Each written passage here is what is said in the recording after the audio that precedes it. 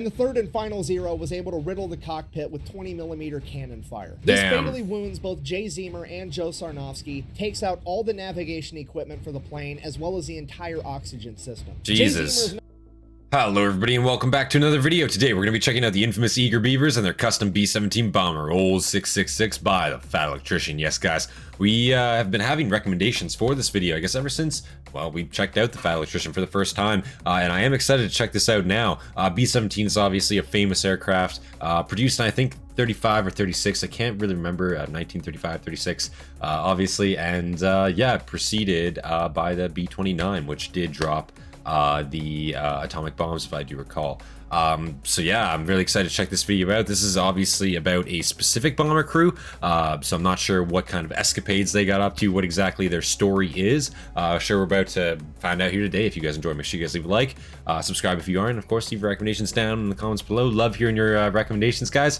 And yeah, without any further delay, I say we get right into this video. We're gonna leave a like there, captions are on, quality is 1080p, full screen.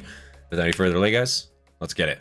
This is a story of a B-17 pilot and a bombardier, two anti-heroes that become best friends and assemble their bombing crew out of a bunch of misfits that don't fit in anywhere else, and they become adamant on doing things their own way. So much so that the US government won't even give them a B-17 to fly. They then proceed to build their own and become the most heavily decorated air crew in US history.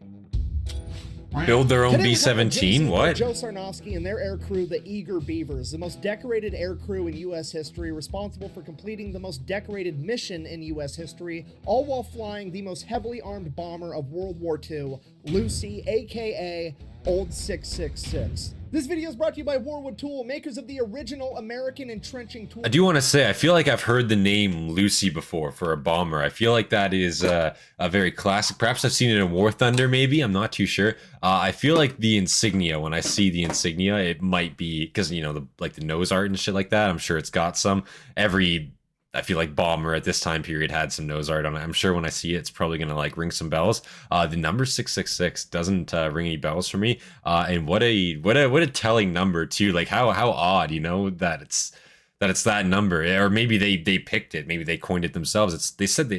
I guess he just said that they made their aircraft. So we're gonna see what it's entailed by that. But holy shit, that's quite the feat. 666. This video is brought to you by Warwood Tool, makers of the original American entrenching tool from World War I. And while they're not making entrenching tools anymore, they are making sledgehammers and axes, and they're making them using the same drop hammer forging techniques that they used back in World War I, right out of West Virginia. If you need a tool for the rest of your life, check them out. This video is also brought to you by LAS Concealment. Full disclosure, I originally turned them down as a sponsor because I've done several holster making companies before, and I just think it's disingenuous to have a bunch of sponsors for the same type of product, so I said no. Despite that, they decided to send me a holster anyways for free, and it actually ended up becoming my favorite holster and the only one I've been carrying lately. So, moving forward, they are going to be the only holster sponsor of the channel. I need a corporal. You're it until you're dead. Oh my god. Great reference. I wonder if I could get LAS to make me a holster for my sledgehammer. Based? Anyways, like some back holster for the sledgehammer? Pilot and main character, Jay Zemer, a sheath. Born in 1918, he grew up in Pennsylvania with a pretty wealthy family. For high school, he was sent to a military boarding school in Colter, Indiana. While there as a freshman, despite the school's policy on no students having vehicles, he managed to acquire a Willys Motor Company Whippet, the direct predecessor of the Jeep. And he managed to turn this thing into an absolute hot rod. He got a Whippet? Ran before, until the school finally found out that a student had a car, which was against the rules, so he had a disciplinary meeting with the dean. He goes into this meeting with the dean and he's like, look, I'm in the engineering program, I'm taking all the engineering classes, I want to go to school to be an engineer, I just rebuilt a motor and I'm 14 years old, you guys should treat this as extra credit. To which the dean, being cool, is like, well, take me for a test drive and we'll see. I'm not gonna lie. Okay, I thought I thought this was maybe like high school, like college, university age, perhaps. 14 years old and he's rebuilding motors. I mean, at that time, motors weren't, I guess all that complicated, and neither were the workings of a car. But still, that's quite impressive to make. I couldn't fucking rebuild a motor, you know what I mean? Even a motor of that time period, I don't know what the fuck I'm doing, right? So very, very impressive that he's able to actually do that at that age. Holy shit. Which the dean, being cool, is like, well, take me for a test drive and we'll see. That's chill. The dean for a test drive. Dean has a great time. He ends up giving him extra credit, Really? and letting him keep the car the entire time he's at military boarding school. That's so his sick. grades were a little lackluster his freshman year because he was busy restoring a car. After that, he aced absolutely everything from sophomore to senior year. He goes on to apply to go to MIT to become a civil engineer. He gets rejected by MIT because his grades were lacking his freshman year. So he drives his Whippet that he rebuilt all the way to MIT, and he camps outside the admissions office for days until they agree to meet him. He then goes in and proceeds to persuade the head of admissions to let him into MIT. So he gets into MIT, goes on to become an engineer. While he's at college, he joins the ROTC program, which is like the pre-officer training program that they have in those colleges. While he's there, he ends up flying a plane, and he absolutely loves it. It is now his new goal in life to become a fighter pilot. So naturally, he applies to go off to Army Air School to become a pilot, at which point he is pretty much immediately informed there's a 0% chance that he will ever get inside of a fighter plane because he's way too big. At this point in time, they only let the smaller guys be the fighter pilots, and all the bigger guys had to go work in bombers, and Jay was a big dude, well over 6 foot. So it's not exactly what I will say, even like more modern jets, I should say, not more modern, but like 50s, 60 era jets. I've had the opportunity to sit in a few of them, and man, I have to say, for me, being a 6'3" tall guy, tight squeeze, tight squeeze for sure. Even like 5'10", my one buddy came with me, and the stick, man, like you gotta fucking like get down low in the seat. You gotta ride real fucking dirty with it. You know what I'm saying? You gotta fucking, it's bad, but yeah, no, very, very, tight depending on the jet or the jet or the aircraft, I should say, even in the 50s, 60s. So I can't imagine, what the cockpit would look like for some of these, older, propeller driven aircraft as well. Bigger guys had to go work in bombers, and Jay was a big dude, well over 6 foot. So he does look like a big dude. Wanted, but it is the next best thing. No big deal. He goes in, does the paperwork, does the physical exam. Bad news, his eyes suck, and his vision is not good enough to become a pilot. So really? The entire notion of being a pilot gets shelved for now, at least. He goes back to college. Spoiler alert. To the ROTC program to be an Army infantry officer. And while this is going on, he's constantly researching on ways to make his eyes better. And he finally comes across this crazy optometrist named Dr. Bates, and he has the Bates method. Basically, this method wanted to treat your eyes like they were muscles. Bates believed that glasses enabled your eyes to be lazy, so he would crush his patients' glasses and then force them to do a bunch of eye straining exercises in hopes of building up better vision, similar to how you would lift weights to get bigger muscles. One of these exercises included staring directly into the sun. Obviously, with hindsight being 2020, this didn't work that well, and it certainly wasn't recommended, but the young Jay Zemer wanted to be a pilot so bad that he was in fact willing to go outside every day and attempt to beat the sun in a staring contest. Oh, it's a deep burn. Oh, so deep. Essentially trying to give himself a caveman version of LASIK. Obviously, I was gonna say, isn't that like really bad? Doesn't that actually just lead to more permanent blindness, like more permanent eye damage after a certain time? I thought, maybe I'm wrong, but what? I feel like that doesn't work. I feel like your eyes are not like muscles. That is certainly not how it works, right? What the fuck? essentially trying to give himself a caveman version of LASIK. Right. Obviously, this does not improve his eyesight. If anything, it makes it better, but it does highlight just how bad this guy wanted to be a pilot. So, World War II kicks off, standards get lowered, and he gets accepted into the bombing program. And from there, he becomes the top of his class pretty much immediately. He is so good at flying bombers that he can actually perform fighter maneuvers inside of a bomber, which is something most pilots would never even imagine. But not only is he naturally talented at it, he also works extremely hard. He could tell every single American, German, and Japanese plane and their capabilities just by their silhouette. No, you idiots! It's a pigeon! So Jay Zemer is hands down the best bomber pilot in training right now, and somewhere along the lines, during training, he becomes friends with the best bombardier in training by the name of Joe Sarnofsky. This guy is basically the Larry Bird at putting warheads on foreheads. They hit it off, they become best friends, they have a ton in common. After they graduate from school, they get separate missions, and they get separated. So early 1942, Jay Zemer gets assigned to the 5th Air Force, and he's not. I will say, it's crazy. I'm assuming they're probably going to meet up in the future, right? But like, it's crazy to know, like, not know, I guess, but it's crazy how many like coincidences, I guess, happened back in the day, back in like World War II and shit. Like, you know, all these people like training together, and then like years later on like front lines, they're like meeting up and shit in like the most weird of circumstances. It's just crazy how like small the world like is in general, right? Like just how that shit like happens, these coincidences that happen, man. Very strange to see that shit. And they get separated. So early 1942, Jay Zemer gets assigned to the 5th Air Force, and he's not happy about it because the 5th Air Force is also referred to as the Forgotten Fifth. The reason they're called that is because they are stationed in Australia, and their job right now is to basically run a containment war against Japan, trying to slow them down and contain them to the Pacific. And at this point in time, nobody cares about the Pacific theater. The entire world is watching the European theater as America and Great Britain fight their way through North Africa into Italy to take back France and eventually overthrow Germany. That's where the majority of the funding's going. That's where all the attention and glory is. That's the place where young, motivated men like Jay Zemer want to be. Right. But that didn't happen. So Jay shows up to Australia. He is the FNG, the fucking new guy. Nobody trusts him. He has zero street cred. Nobody wants him in their crew. Now, this is partially due to the fact that he's a new guy, and that's just how it goes for new guys, sure. But mainly, it's because the Japanese are kind of kicking America's ass right now. It's mid-1942. America just got involved in this war. A lot of their pilots are inexperienced. A lot of their equipment's outdated. And everybody's giving all the funding to the European theater. So it's not a great time. And you got to remember, since this is 1942, America hasn't come out with the Hellcat or the Corsair yet, meaning that America has no fighter plane capable of going toe-to-toe with the Japanese Mitsubishi Zero. So even if the bombers did have a fighter escort, they weren't capable of going toe-to-toe with the Japanese Zeros anyways, so it has never been more dangerous to be inside of a bomber, and it has never been more important to have everybody in that bomber crew as good as possible to increase everybody's chances of survival. If so facto, nobody wants to risk it on giving a new guy a shot. So it That makes sense. Jay early on that if you ever, I will say too, like, yeah, for what they were, right? The Japanese Zeros were fucking insane, especially early war Zeros, when America had no answer to them. The only thing that the newer fighters, the newer American fighters, really had on them was their speed, right? But those Zeros, man, you see some of the maneuvers that they were able to pull. Just the maneuverability of them. They're fucking tight. Like the turns they were able to pull, man. Like, they're basically sitting there fucking floating, doing circles, man. Like, that's how it fucking looked almost sometimes. And it's like, what the fuck? Like, how does an aircraft maneuver in that way? But, man, they were impressive, I will say. Very, very impressive.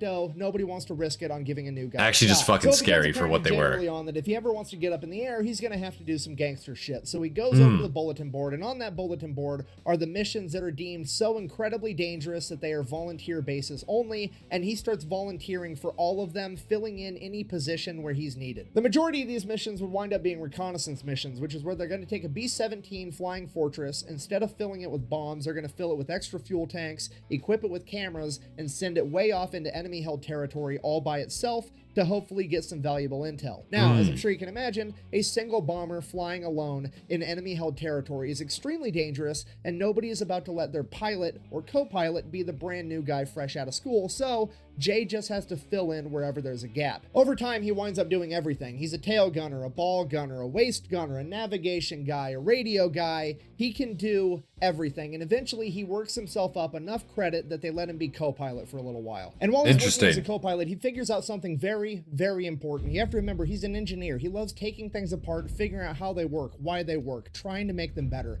And while he's sitting in the co-pilot seat, he figures out how the Japanese Zeros are tackling the B-17s. You have to remember, this is 1942. The B-17s that they are flying are the B-17Bs. They are the first generation of mass-produced B-17s ever, and they have one fatal flaw in the Japanese. If I recall, it wasn't until the G variant upwards that they had 50 cals.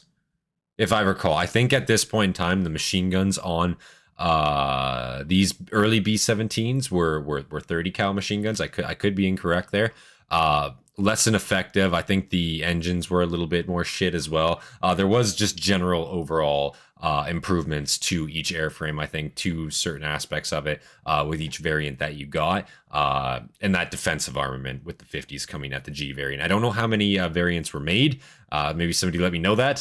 But I know, I'm pretty sure that's true, what I just said. I could be wrong. Generation of mass-produced B-17s. Somebody correct me. I don't, you know. One fatal flaw, and the Japanese figured out how to exploit it. You see, the B-17s have a ton of machine guns all over them to defend themselves. Right. They have a tail gunner, a ball gunner, a waist gunner on each side, and a turret on top. The problem is, none of those can shoot in front of the plane. The only thing the front of the plane has is two 30 caliber flex guns, which you can kind of see right here, which might as well be nothing at all when it comes to shooting down an actual plane. Later generations of the B-17 would end up getting more firepower and turrets on the front to help alleviate this issue, but at this point in time, they didn't have that. So the Japanese Zeros would approach from behind, well out of range of the machine guns, pass the B-17 altogether, and then go and do a U-turn and approach the B-17 head on and shoot it down, where the B-17 had no way to defend itself. And during his time as a co-pilot, Jay Zemer caught on to this and developed a plan. Fast forward, Jay Zemer on his first mission, he finally got enough street cred,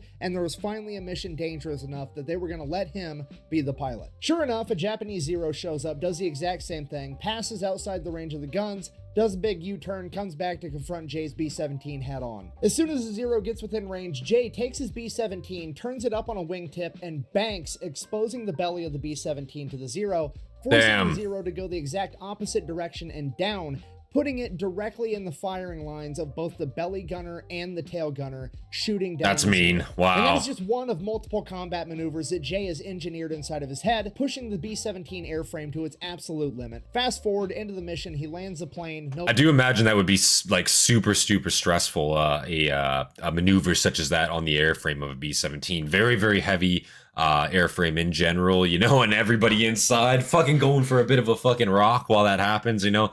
I assume that would definitely be like a fucking like a brace fucking like call out, you know what I mean? Like, holy shit, guys, you know, you wouldn't just want your pilot pulling a maneuver like that, you know, that would be a quick way to tumble, that's for sure. Pushing the B-17 airframe to its absolute limit. Fast forward into the mission, he lands the plane, no problem. The entire crew gets out and swears that they are never getting on a plane with Jay. Crazy son of a bitch. And that becomes the new norm for a couple months. Jay went from the new guy that nobody trusted to fly to now he's so good, he's crazy, and we're scared to fly with him. That was until a bunch of That's reasonable though. Showed up on the island, and among them was none other than his best friend, Joe Sarnofsky. So Jay and Joe start volunteering to go on a bunch of dangerous missions together. Same thing happens every time they fly on a mission. Pretty much everybody else on the plane refuses to ever go on a mission with those two ever again because they're absolutely crazy. But every once in a while they find somebody just crazy enough to keep flying with them, and over the course of a couple months they build up an entire air crew that starts volunteering together on every dangerous mission available, earning them the nickname the Eager Beavers. Making up the team, we have Bud Thule, apparently the only man smart enough to be a navigator and crazy enough to fly with these guys. And then of course we have Jay Zemer as the pilot, Joe Sarnofsky as the bombardier, and from there it just gets completely out of hand because after that we have the radio expert, William Vaughn, aka Willie. He is one of the most experienced bomber crew members in the entire U.S. military at this point that's been on countless missions, one of which his B-17 landed to refuel when his crew was ambushed by 500 Japanese soldiers. They took the machine guns out of their B-17 and proceeded to defend themselves in a firefight for 10 hours until the Australians showed back up. And during that 10 hours, Willie had 14 confirmed kills, 4 of which were in close quarters combat, 2 with his Colt 45 1911, what the fuck? 2 with his knife. Jay Zemer said he didn't plan on getting in any knife fights at 30,000 feet, but if he did, he had Willie. Next we have Cameron. I'm not gonna lie, guys, I'm almost interested in that story now. What the fuck? So I'm assuming this must have been an airfield, maybe somewhere on the Pacific Islands, maybe the Philippines, maybe like Saipan, I don't know, like that type of area, you know, Indo-Pacific region, I'm assuming. What, they must have like landed at like an airfield, and then what, a Japanese patrol fucking attacked them, something? Like what happened there? Oh my god, I'm sorry, I have to sneeze there. Holy shit, allergies are a bitch. But yeah, like what the fuck happened there? How does that like happen? Like I'm just confused. And the fact that this guy got like actual confirmed kills, like normally the whole thing about like being an airman crew is you don't have to like see any of the destruction, you know, you're very far away from it. Yeah, it looks like we did our job as the fucking detonations go boom, right? No, you're actually getting involved and you're slaying dudes with your fucking 45. What the fuck, man? Knife fights at 30,000 feet, but if he did, he had Willie. Next, we have camera expert and waist gunner George Kendrick. Typically on a B-17, you're supposed to have one waist gunner on either side of the plane, but Kendrick preferred to man both sides completely by himself. When Jay Zemer asked him if he wanted to find another waist gunner for the other side, Kendrick said, and I quote, "These are my guns and I'm going to shoot all of them. I don't need to be bumping asses with another guy while I do it." Damn. The most American shit I've ever heard in my entire life. Next, we have Johnny Abel, a 19-year-old farm kid that's so mechanically gifted that he is deemed more valuable as a mechanic Pilot in training than he is a member of a bombing crew. Despite that, he wants to be a pilot. So Jay is teaching him how to become a pilot, but in the meantime, he's the topside turret gunner. Next, we have the tail gunner, and he is the biggest, fastest, strongest man in the entire 5th Air Force, Herbert Pugh, aka Pudge. There was a couple other stragglers that came and went. Jesus. A couple missions here, a couple missions there. But I will say that the final guy there, he does look like a fucking very like Chad kind of fucking character. You know what I'm saying? Like, look at that fucking jawline, dude. Like his head's just like he looks like the football jock. You know what I mean? Like that's exactly what that guy looks like, straight up. Not like, no, that's not even like no offense or anything. It's just like straight up. That's the impression I get specifically of him. I don't know why.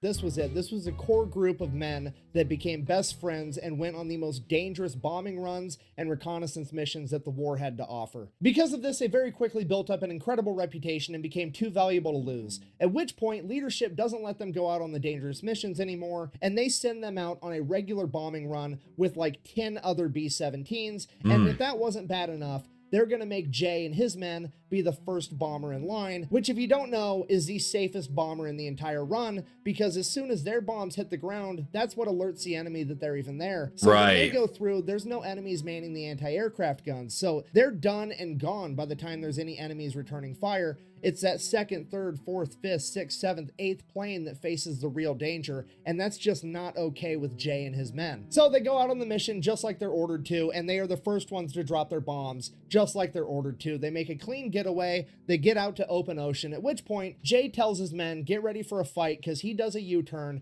goes back in, flies over the enemy compound at 1,000 feet, while his men from the ball turret, the waist guns, and the tail guns open fire on the enemy's anti-aircraft positions. Holy shit. On the ground, literally becoming a ground attack plane like they're an antique C-130. They were able to knock out all of the enemy spotlights and most of their anti-aircraft positions, and every single B-17 on that mission made it back home. So Jay, the Eager Beavers, I have to say that's a very ballsy move, like, but effective too. Again, there's enough guns on that thing to make it a viable, like, close air support weapon, especially, you know, if they're, you know, if these AA guns have their sights pointed high, they're launching shots off, whatever have you, and they don't see this other B-17 just coming at 1,000 feet. Like, why would they, right? 1,000 meters, why would they? They're not, you know, they're not ranged in for that. They're not paying attention to that.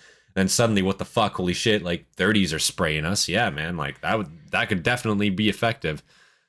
Man. And every single B-17 on that mission made it back home. So Jay, the Eager Beavers, and so they gotta have some recognition now, right? Make it back to base completely okay. Where's the medals? Jay is treated like a hero by his commanding officers. No, I'm just kidding. You see, the commanding officers can't give themselves a bunch of medals if their men are defying orders but doing the right thing, because it makes them look bad. So naturally, Jay is somehow the bad guy here. So he and the Eager Beavers are all confined to quarters pending court-martial. The only reason that Jay and his entire crew weren't kicked out of the military right then and there was because there was a journalist in Australia with the 5th Air Force that heard the story from one of the other B-17 crews, and they reported on it, writing a story that would end up getting read by a congressman that wanted it investigated, and he demanded and ordered that chain of command to give Jay, Joe, and all of his men on that air crew a silver star. So at that point, Jay and all of his men get a silver star. Leadership just kind of has to drop the issue, but also, fuck these guys. We're not going to give them easy missions anymore. We're only going to give them the hardest missions we have, and if they die, they die. We don't really care anymore because they made us look bad. Which is exactly what Jay and his men wanted all along, so it all works out. All right, fast forward, next big day. I was gonna say, I don't see the punishment in that when they're literally already volunteering for like the hardest missions, the most like important missions already, the most risky missions, I guess you should say. Like, why, you know, yeah, not really a punishment, but I guess what else can they do? You know, you're in the military. I mean, Shit, better than latrine duty, I guess, right? Like, bad. Which is exactly what Jay and his men wanted all along, so it all works out. All right, fast forward, next big dangerous mission, officially known as Flight of the Geishas. Naval code breakers have Flight of the decided enough Geishas. to figure out that in the city of Raboul, there's a hotel, and the penthouse of that hotel is being used as an exclusive officers club where they are being entertained by a bunch of geishas and getting hammered. And among those officers is rumored to what is a be none geisha? other than Admiral Yamamoto, the leader of the entire Japanese Navy. Their mission is to fly in with Look at, hold on. Admiral Yamamoto. Admiral Yamamoto. Look at all these fucking, like, medals and shit, man. Like, how long was this guy? How long did this guy have a naval career for? Like, you gotta imagine, like, these guys were probably doing it all their life, like, since the age of, like, shit, probably 10 or 11 in some of their cases, right? Man, that's a lot of medals. I don't know what any of these Japanese medals mean, and I'm assuming like those big sort of like stars, like these two are different achievements. That's kind of like an Iron Cross looking one there. Interesting. I've never looked into like Japanese like honors, I guess. I don't actually know what they look like. Yamamoto, the leader of the entire Japanese Navy. Their mission is to fly in with a single B-17 under the cover of night, bomb that hotel, take out all the high-ranking officers, and make a clean getaway. So Jay and the crew get pulled in, they get briefed on the mission, no big deal, everybody's gonna go off to bed, they got a big day tomorrow. It's quite the target at this point. Except for Joe Sarnofsky. He stays up all night long studying the map of the city of Raboul. Nobody knows why, they just think he's overcautious. They go to bed, Joe stays up. Fast forward the next day, they take off on their mission. Jay flies them all the way there, gets them real close to the hotel, at which point, Jay can actually send the controls of the plane over to Joe Sarnofsky in the bomb bay, so Joe can control the plane and really line up the shot that he wants with this bomb. So Jay sends the controls over to Joe. Joe opens the bomb doors and veers way off course, miles and miles off course, like 10 miles off course. Joe steers this plane essentially blind, driving the plane just from what he can see outside of the bomb bay.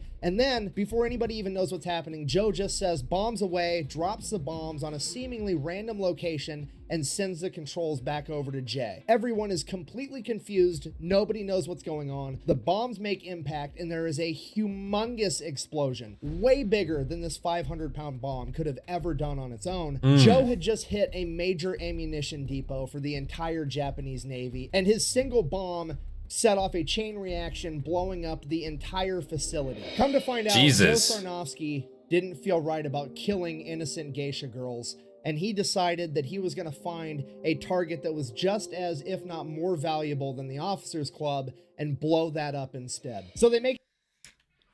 I can understand the sentiment of that. I absolutely can. Right? I was going to say, like, yeah, like this, you know, these women, they're probably just working girls, whatever have you, right? They probably don't, you know, have a choice. It's occupied territory, whatever have you, right? Or maybe they do. Listen, shit, I don't know. But point is, right, is he doesn't feel right about it, right? Obviously, civilian casualties in any shape, way, or form, that's obviously awful. You know, it's the cost of war and all. I may have to disagree that the ammunition storage is a more valuable target than the Officers Club, especially for the Japanese, right? Japanese rely on their high command. Straight up, without the high command, Japanese leadership just fucking falls apart. Doesn't exist, right? There's no command structure amongst the lower ranks with Japanese units at this time, I think, and that's the reason why when they start losing their officers, when they start losing their veteranized soldiers, man, there's straight up just no fucking leadership. It's just a mob of fucking men at that point, right? And then you start getting to like these younger LTs later into the war, these younger Japanese LTs, right? They got no fucking idea what they're doing. And the second they're dead, it's a mob, you know what I mean? Unironically, and I think that's the reason why you see such high casualty rates for the Japanese in their attacks, man, because they were ruthless. It was a lot of their culture, but man, they just also had no strategic or tactical fucking command after a certain point, right? Because they just weren't trained to have that. Their doctrine did not include a command structure in that way, right? And you weren't supposed to disobey your officer. Your officer was going to see you to glory, to victory. Well, what happens when that doesn't happen? Oh shit, you know? As if not more valuable than the Officers Club, and blow that up instead. So they make it back to base. I understand, though. Completely understandable. Leadership is absolutely furious that they decided to do their own thing instead. They interrogate the entire crew, but nobody is ratting on Joe Sarnofsky. I'd just say maybe you tried and missed. Uh-oh. So as a punishment, they're ordered to do the mission again, and this time do it right. But that is essentially a death sentence, because now they know that the Americans are bombing the city and they're going to be on high alert. So they're just going to do it anyways, and I think leadership was actually trying to get them killed, but it's not really going to work out that way. So crew goes to bed early. Joe Sarnofsky stays up all night again, studying the map of the city of Raboul. And yet again, the same exact thing happens. Jay gets him all the way there completely undetected, sends the controls of the plane over to Joe. Joe opens the bomb bay, veers way off course, miles and miles off course, bombs a seemingly random location, and there is an even bigger explosion than the day before. Jesus. It is an enormous explosion. Jay had just taken out a major fuel depot, again, for the entire Japanese Navy. They make their way back to base, at which point they are effectively grounded, and leadership will never give them a B-17 to fly again because they refuse to follow orders. And they are given absolutely no credit for single-handedly bombing major fuel and ammunition depots in the city of Raboul. All right, so leadership's being a bunch of dicks. They're not going to let Jay and the Eager Beavers fly any more of the good It's unfortunate, but again, it's hard because they're doing the right thing. They're still contributing to the war effort, right? But they are disobeying command. It's difficult because what do you do, right? In a military setting, right, you need your men to be disciplined. You need to be able to follow orders. You know, and sometimes during war, right, those orders aren't always going to be morally correct, right? In this case, you're bombing a building full of officers. Unfortunately, there's also probably going to be a lot of civilians in there too.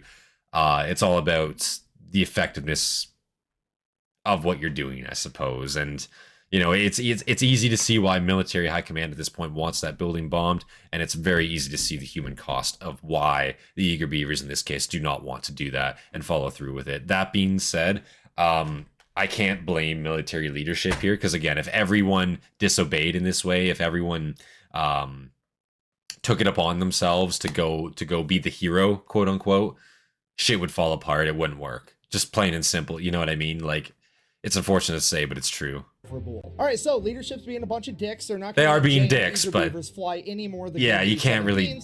Which I can't really blame them. Point, you know, there's really nothing that they can do unless they plan on building their own airplane, which is exactly what they do. So that's Jay fucking and the crazy. Go out to the boneyard, and the boneyard is not just where planes go to die. They go there to be cannibalized for any good parts they may have left to keep all the other planes still running. And what they come across is what used to be a B-17. It has been stripped of every usable part and is covered in bullet holes, and there is no way that this thing is gonna fly. The only identifying characteristics of this plane at all was the faded word Lucy up on the front and the tail number 2666, which would later bring about its nickname, Old 666. So now they have a plane, they just need to fix it, a seemingly impossible task, but they have Jay Zemer, the engineer, and Johnny Abel, the 19-year-old mechanical prodigy, that set forward restoring this plane, while everybody else on the crew goes out and steals all the parts they need to do it. I mean, strategically transfers equipment to an alternate location. Of course. Some of the equipment that the Eager Beavers managed to acquire included strategically acquire, Cyclone tactically engines, acquire, radio equipment, camera equipment, and 19 50 caliber machine guns. Right off the bat, we have a problem, because right around the time that the Beavers start finding all of this amazing equipment, a bunch of other air crews seemingly have lost a bunch of their amazing equipment. So a bunch of them are going to go back and try to steal it off of Old 666, at which point the only logical solution is for the entire crew to start living on Old 666 while they restore it all day and all night, and spread the word that the 50 caliber machine guns are loaded. And if that doesn't work, oh my you get god, to fight Willie about it. At this point, leadership has. I will say too. I'm very curious about how that plane ended up there. You know, obviously this plane was in the scrapyard, or in the boneyard, as it were, decaying there. But he mentioned it was full of bullet holes, so I'm guessing it already saw combat, and then was further cannibalized from there for its parts, whatever have you. I'd be interesting to know what happened to the former crew, what engagements it was in prior to being obtained by the Eager Beavers. It'd be interesting to know, like, the actual, I guess, like, flight history, air history of the original plane, like the actual airframe itself. You know, I'd be very curious to know that. Machine guns are loaded, and if that doesn't work, that's fucking hilarious, though. At this point, the 50 cals are loaded. Fuck off. Situation. Everybody's calling Jay Zemer and the Eager Beavers pirates, renegades. Everybody's they looking kind of at are leadership to stop them. At which point, leadership is kind of like fuck, I think they might be talking to me too, and I don't want to fight Willie, so we're all just gonna look the other way. Like we talked about earlier in the video, there's not much firepower at the front of a B17, so they take a 50 caliber machine gun, mount it right on the nose cone, and they line it up with the rivet line going down the center of the cab, and they rig it up so that there's a button inside the cockpit for Jay Zemer to hit to be able to fire the 50 caliber machine gun. So all he has to do is aim the rivet game line changer at the enemy and fire. He calls it his schnozzler gun. Then the other That's two funny. 30 caliber guns on the front of the B17 are replaced with 50 cals. The navigator compartment usually had one 30 caliber machine gun. Now it's going to have dual 50s. Then the seat for the radio guy, who typically never even had a gun, oh well, we're going to cut a hole in the plane and give him two 50 caliber machine guns as well. Then we get to So they're just stapling 50 cals everywhere where guns previously weren't before. And I will say, so I'm guessing this is still on the B variant of B17. This is still the early model of B17. The later, again, I'm pretty sure I mentioned, I think it's the G. If I'm not mistaken, somebody correct me if I am wrong. I'm fairly certain the G's just straight had 50 cals on their gun mounts. So for them to go out of their way and do this, I wonder if this kind of inspired the upgrade or if this was already kind of in the works. But they obviously took it upon themselves to do this, which is awesome to see. And I love how they're just like they're jury rigging, and the fact that they're adding new gun mounts into. I will say that nose cone gun, that will be effective, because if no other B17 has that, and suddenly let's say you're a Japanese pilot engaging a B-17 from the front, like you've been trained to do, like works, right, in the best way you can, and suddenly you're taking 50 caliber fire from the head on of a fucking B-17, you'd shit yourself. You wouldn't know what the fuck's going on. Like, what the fuck? They're not supposed to be able to shoot forward like that. What? Yeah, it'd be a complete, that would totally mess you up, man. It would catch the first couple guys, like, probably straight up, because what are you going to do? Well, we're going to cut a hole in the plane and give him two 50 caliber machine guns as well. Then we get to George Kendrick's area, the waist guns. Typically, there's one 50 caliber on each side. Double it! Now we're getting dual 50s on each side, and because that's not enough, we're also going to cut another hole in the bottom of the plane and give him dual 50s there as well. That way, when Jay banks up in front of the zero, not only can the ball turret gunner hit the zero, Kendrick is also going to be able to hit the zero as well. Then, in case any of the guns malfunction, they have three extra 50 caliber machine guns strapped down on the inside of the plane. Holy shit! 666 now has more than double the firepower of any other B-17 in the Pacific Theater, and after shedding over 2,000 pounds, it is also the fastest. But all that firepower isn't going to be worth a whole lot if they don't know how to use it. So Jay and Johnny continue working on the plane while everybody else is sent out to go train and become experts on the M2 50 caliber machine gun. The Beavers get to the point where every single member of the crew can assemble and disassemble the M2 Browning in under a minute while blindfolded. Joe and Jay also make it a rule that every gunner inside of their aircraft has to link their own ammunition belts, and they're going to change up how they do ammunition. You see, at this point, a B-17 50 caliber machine gun had an ammo link that went armor piercing round, incendiary round, tracer. If you don't know, a tracer is like the little one that looks like a laser beam coming out from Star Wars. They do that so that you can tell where your fire is going and so that your friends can see where your fire is going. They start linking their ammunition. I will say, going to a C6 or a C9 range and doing your night shoots, man, that shit's super fucking cool, man. You're watching like all the fucking tracers and shit bounce off the berm in the distance, man. It is a light show. It does look very cool, very Star Warsy, I will say, straight up. Where your fire is going and so that your friends can see where your fire is going. They start linking their ammunition so it's armor piercing round, tracer round. And they do this for psychological warfare, because when you're shooting every other round as a tracer, it's scary as fuck. Machine gun, it is going to look like old 666 is something out of Star Wars, straight up shooting laser beams at the enemy. So they finish up the plane and they start volunteering for every single dangerous mission that they can find. They volunteer for so many missions so often that they never actually got an opportunity to finish the nose art on the plane like you see all the other bombers have in the movies and in the pictures. And that's why the plane never got a cooler nickname other than its tail number, Old 666. Now, most of these missions, just like before, are recon. It is Jay, so I guess Beavers, I guess it doesn't have nose art, damn. Going up into enemy territory completely by themselves. And every single time they come into enemy zeros, they light them up. Oh, the I imagine. machine guns are incredible. And Old 666 is the aerial equivalent equivalent of George Foreman on his second title run. He's big, he's fat, he's got terrible gas mileage, but if you're gonna stand in the pocket and trade with him, you're probably gonna get put in the ground. Allegedly, with the combination of increased speed, increased firepower, Jay's piloting tactics, and the entire crew's newfound machine gun proficiency, they were shooting down so many enemies that it became unbelievable. So the crew came back and people started doubting them. So they're like, fine, we're just gonna rig up the cameras to turn on every time we start firing the machine guns. That way, we film us shooting down the enemy fighters. Nice. Which is the most World Star shit I've ever heard. That in is my pretty entire World life. Star, They were yeah. literally kicking so much ass that to get people to believe that Haters they gonna had to hate. prematurely invent the GoPro 70 years ahead of time. Oh my the God. beatings continued for a little while. Old 666, Gotta get our the gun Eager cameras Beavers, going. and Jay Zemer build up this enormous reputation, and eventually leadership would approach Jay with the most dangerous mission he'd ever heard. I will say too, I'm curious how long it actually took them to reassemble their plane. Like what year it would be when they finished, when they started, when they finished, kind of thing. Because I imagine that could be no small feat. I know he said they shedded about 2,000 pounds off the airframe itself as well. I wonder, there must be a lot more modifications. I don't know if it would look vastly different. Maybe interior wise it looks different. Does this plane still exist? Like, does this airframe exist in like a museum or some shit? Somebody please tell me it does. There's no way they could have scrapped this, right? Like, come on.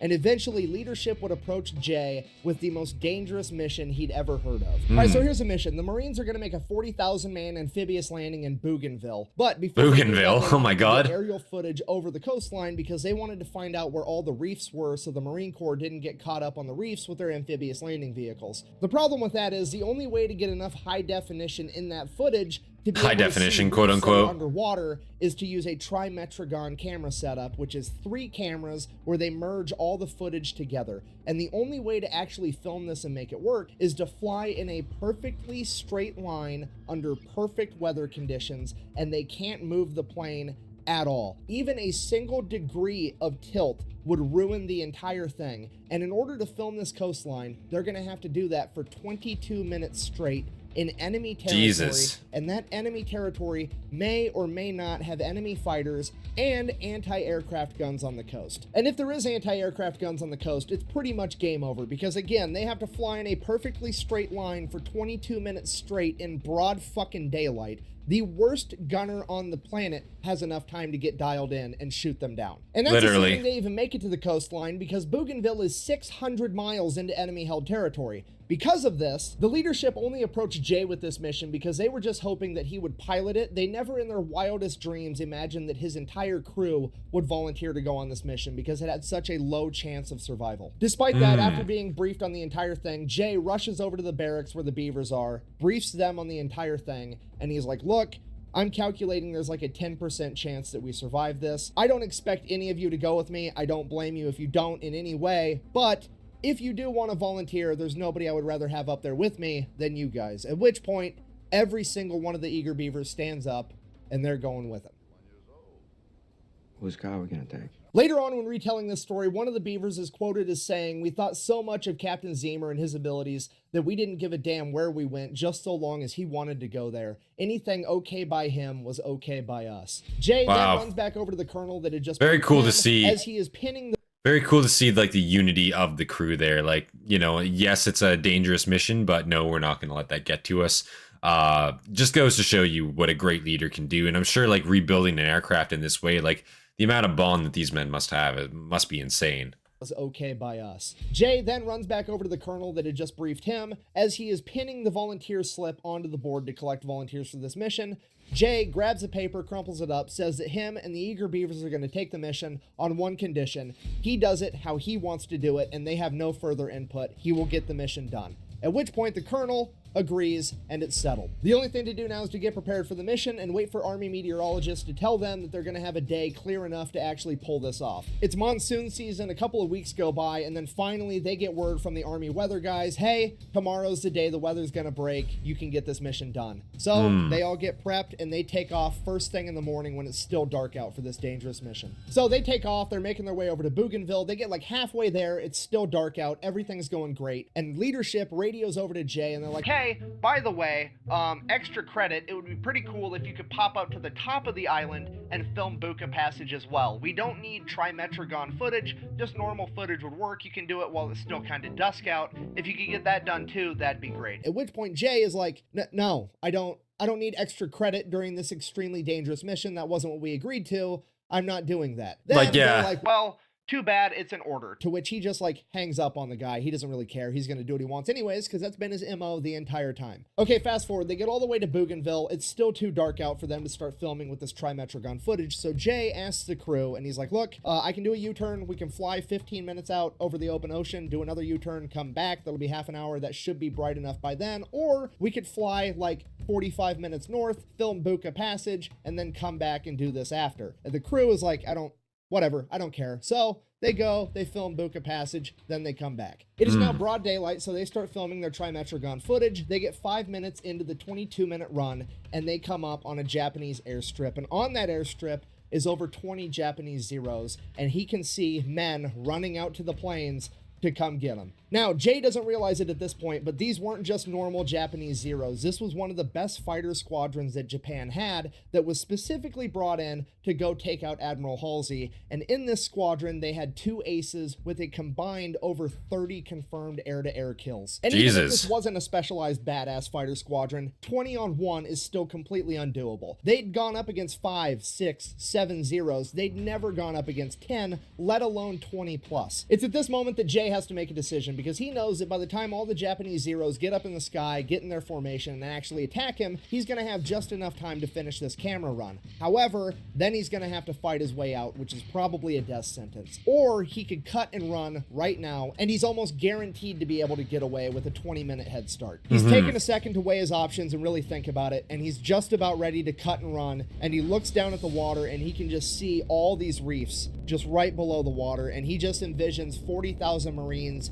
and their amphibious landing vehicles hung up on these reefs, getting cut down by enemy defenses and machine gun fire, and he decides that he's going to risk it to try to save these guys. And for the next 17 minutes, the crew gets ready for a fight as Jay keeps the plane completely straight and level in broad daylight as all the Zeros get up in the air to come get them. Fast forward 17 minutes later, I will say it's very admirable to know that he stuck it out and still wanted to do that.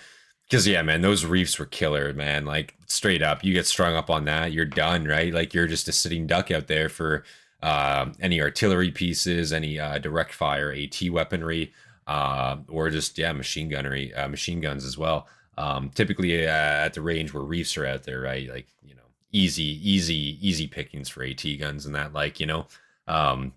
Yeah, brutal shit. You can... Definitely understandable why they want this recon mission done, that's for sure. As all the Zeros get up in the air to come get them. Fast forward 17 minutes later, 24 Japanese Zeros have caught up to them, and they are trailing just behind 666 out of machine gun range. Right as George Kendrick comes over the radio and says, give me 30 more seconds, 3 Zeros pass along the outside, do their U-turn to begin their attack run against 666. Then George Kendrick radios again that he has the film done. At this point, it's too late for Jay to do his normal evasive maneuver where he plays chicken with one of the Zeros. So he just lines up the nose of the plane and his Schnozzler gun with the lead Zero shooting it down. Joe Sarnofsky down below inside the nose cone manning those guns manages to shoot down one of the other Zeros. And the third and final Zero was able to riddle the cockpit with 20mm cannon fire. This fatally wounds both Jay Zemer and Joe Sarnofsky, takes out all the navigation equipment for the plane as well as the entire oxygen system. Jesus. Jay Zemer is now slowly bleeding out inside of this cockpit with no way of knowing where he has this plane headed other than instinct and a compass that he's holding in his hand, and he has about 30 seconds of oxygen left before the entire crew passes out from hypoxia. And the remaining Japanese Zeros all now know that this is not a normal B-17, their typical tactics aren't gonna work, and they just begin swarming every direction they can, firing from all angles. Jay immediately puts the plane into a nosedive, desperately trying to get below 10,000 feet so him and his men can breathe with the oxygen system down. He drops 15,000 feet in just under 30 seconds. That's over crazy. 3 miles. in 30 seconds this plane dropped before Jay pulls it back up, and he estimates that they're at 8,000 feet. He doesn't actually know because the altimeter is broken, and the only way he can tell the altitude that they're at is because he's such a good pilot, he can look at the pressure gauge for the engine manifolds and be able to tell. At this point, the entire situation devolves into an all-out chaotic dogfight. Jay, while still bleeding out, is pulling off combat maneuvers inside of a B-17 that most pilots would never even attempt, and his crew instinctively knows how he pilots, so that they are able to pick off these Japanese Zeros one by one. Your average dogfight at this point in time lasted for less than a minute, and this dogfight would drag out for over 45 minutes, and the entire time Jay Zemer is losing more and more blood and more control of the plane, because at some point both rudders would become damaged and he would no longer be able to actually turn the plane using the rudders. But he's such an incredible pilot that he begins individually throttling all 4 motors, throttling one side up and the other side down, turning the plane that way. Throughout the course of this firefight, the Eager Beavers shoot down and completely destroy That's actually so desperate, man. Zeros, critically damage and send back a bunch of other ones. And by the end of this firefight, there's 5 or 6 left, fully functional and coming to get them, and they are almost out of ammunition. And right as it looks like this is going to be the end, I will say that's an amazing trade. Peel off and do a U-turn as they have to go back because they've ran out of fuel. At this point, Jay Zemer passes out and the co-pilot is finally allowed to take over the aircraft, something that Jay Zemer refused to let him do in the heat of the fight. For the entire flight back, Jay is coming in and out of consciousness, and the last thing he remembers is them landing and the ground crew rushing in as he hears the medics say, "Get the pilot last, he's already dead." He would wake up in the hospital days later to find out that he had lost over half the blood in his entire body.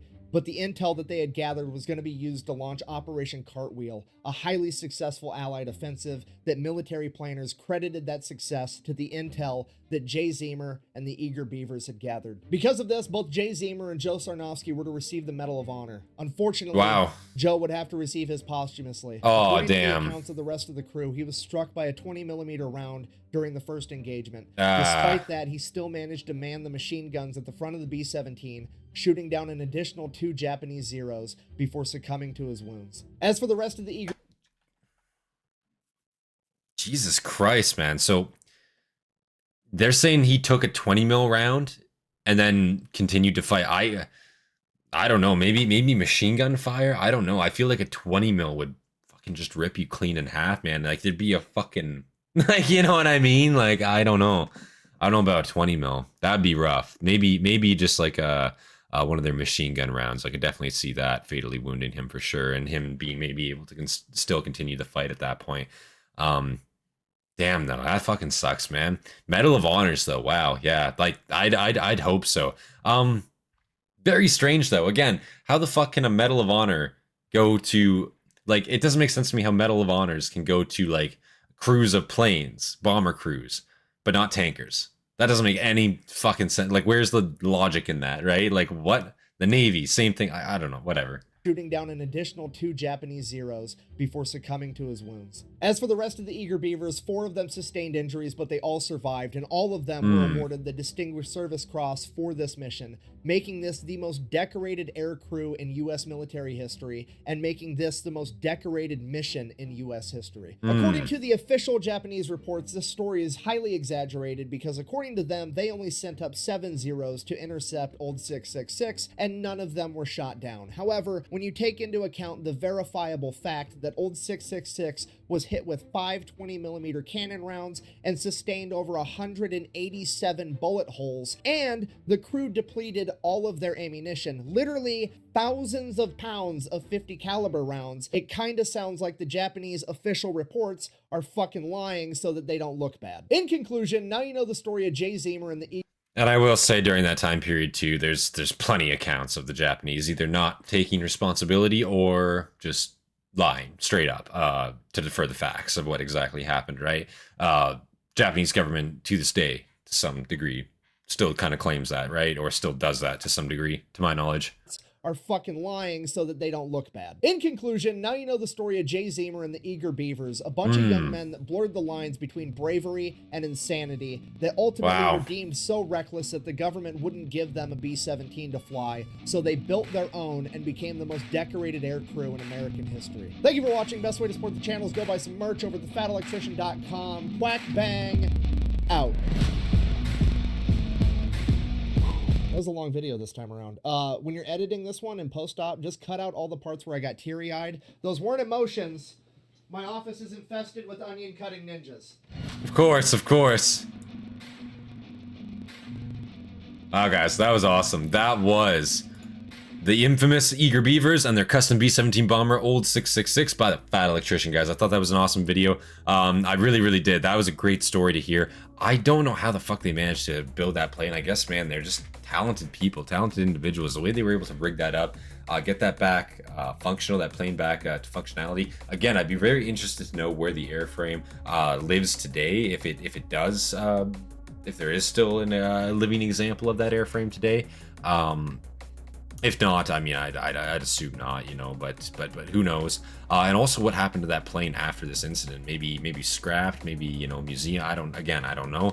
Very interesting to know that, and also what happened to the plane before they got their hands on it, because you know it was already kind of a battle-tried aircraft at that point, as it was sitting in that boneyard, right? So I'd be very interested to know the history of that aircraft. That specific airframe in general, and yeah, what a great story just to hear that, to know how close that crew got together, and yeah, Medal of Honor recipients and that graded service all around, most decorated crew. Yeah, guys, if you guys enjoyed this video, make sure you guys leave a like, subscribe for more content from me. Of course, leave your recommendations down in the comments below, and big thank you to all of our members, all of our Hastati, our Triarii, our Principe, Dagenhart, and of course our Praefectus and Hobbit. Appreciate you guys. You guys inspire me to make more content for you guys every single day. And with that, guys, this has been Centurion, and I'll see you guys in the next one. Peace, guys.